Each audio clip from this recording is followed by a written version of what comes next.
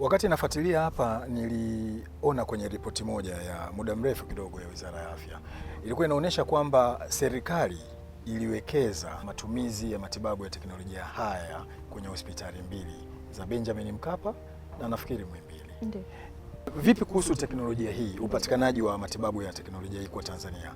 Unapatikana kwa urahisi kwenye vituo vyetu vya afya au kwenye hospitali zetu, au ni kwa ugumu sana?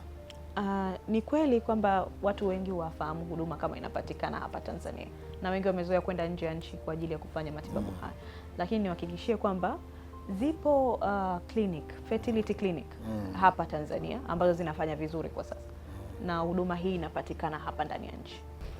Watazamaji wanaotutazama, nyinyi kama Global Medicare, wakitaka ushauri, wakitaka consultations, unaelewa, wafanye nini kuwapata? Kwa sababu nyinyi kama wataalamu na wanawaona hapa wangehitaji zaidi kuwasiliana na nyinyi. Tunawakaribisha watu ambao wanahitaji sio tu kupata matibabu lakini pia kupata elimu. Kuna mtu anaweza kawa anahitaji consultation, tunao wataalamu nikiwepo na mimi, tunao wataalamu wa kutosha ambao wanaweza wakawapa elimu husika, lakini pia kuwapa maelekezo ya jinsi ya kuingia katika hayo matibabu husika. Kwa hiyo sisi tunapatikana na namba zetu zinapatikana hapo, kwa hiyo wanaweza kutupigia simu, kutuandikia ujumbe, lakini pia kwenye page zetu, social media page, wanaweza wakatuuliza maswali, lakini pia wakafika, au pia tukahojiana ili waweze kupata suluhisho ya maswali walionayo.